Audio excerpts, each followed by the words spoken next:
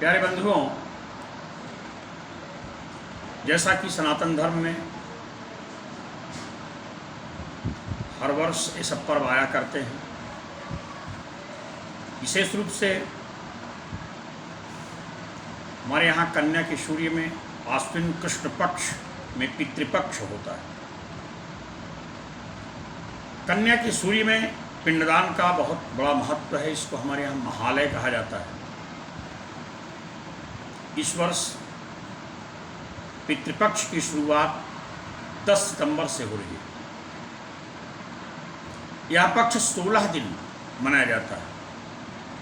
भाद्रपद भादों की पूर्णिमा से लेकर के आश्विन कुआर की अमावस्या तक। भादो महीने की पूर्णिमा जो है पितृपक्ष में होती है।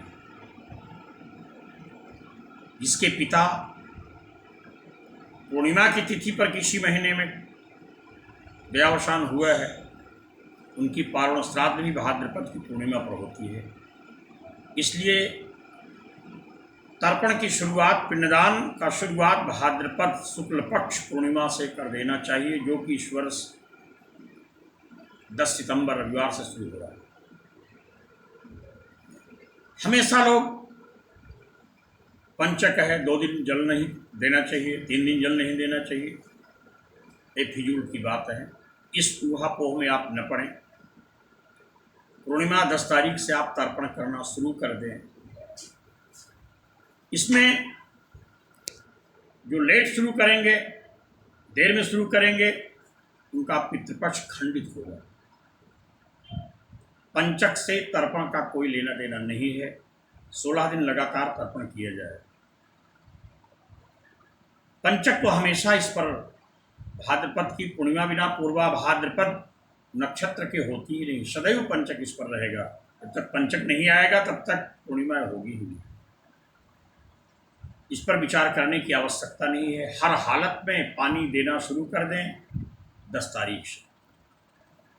तो 10 से नहीं शुरू करता है, उसका पितृपक्ष खंडित माना जाए। तर्पण नित्य किया जाए। 15 दिन 16 दिन विशेष रूप से किया जाए।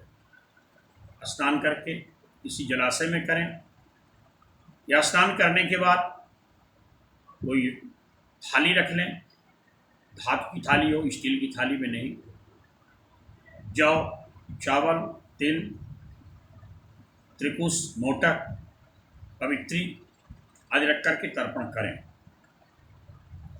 तर्पण के साथ नियमता तो 16 दिन श्राद्ध के लिए है, नहीं तो अपने पिता की जो तिथि है उस पर पार्वण किया जाए।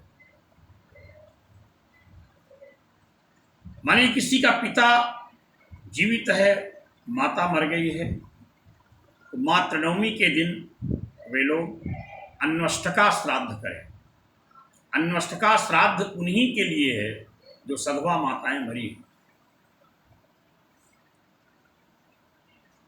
मातृनवमी पर ब्राह्मण भोजन कराया जाए, सौभाग्यवती स्त्रियों को भोजन कराया जाए, माता की श्राद्ध किए जाए। अन्यथा पिता अगर नहीं है तो पार्वण किया जाए, पिता की तिथि पर किया जाएगा।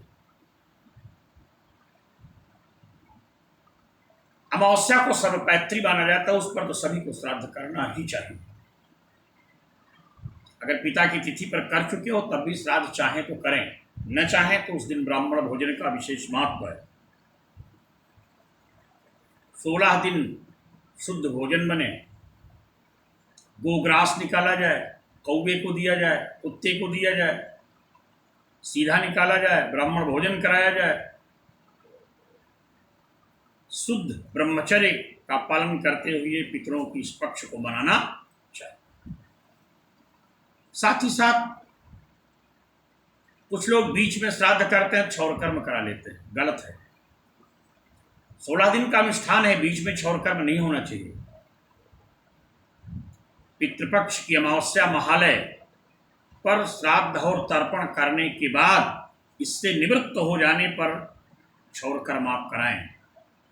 बीच में क्षौर कर्म कराने की विधि नहीं है। इस तरह से मानिए अब इसी वर्ष किसी के पिता खत्म हुए हैं, सकृत महालय के लिए हमारे यहाँ विधि दी गई है, अभी उनको पारण करने की आवश्यकता नहीं है। मानिए किसी के पिता की इसी में मृत्यु हुई है, तो पहले एकोद्दिष्ट करें, एकोद्दिष्ट करने के बाद उसी तिथि पर पारण करें। किसी की छया तिथि ही अगर महालय में है तो पहले एकोद्दिष्ट से श्राद्ध करें और एकोद्दिष्ट करने के बाद तब पारण श्राद्ध करें। पारण श्राद्ध बड़ी ही पुनीत और उत्तम श्राद्ध है, हर सनातन धर्मावलंबियों को इसको करना चाहिए। पितृपक्ष बहुत शुद्ध पक्ष है, बड़ा सुंदर पक्ष है, पवित्र पक्ष है, इसको लोग मरपट कहते हैं, कोई मतलब इसका नहीं है। हमारे ख्याल से तो शुक्ल पक्ष से ज़्यादा पवित्र पक्ष जो है पितृपक्ष है, इसलिए हम सबको इसको नियम से मनाना चाहिए। जो तमाम प्रकार की भ्रांतियां हैं, भ्रांतियों को दूर करके इस पक्ष में 10 तारीख से शुरू करके 25 तारीख तक 16 दिन चल रहा है, 16 दिन तक अपने पैतृक कार्य है इसका निर्वहन करना चाहिए। धन्यवाद।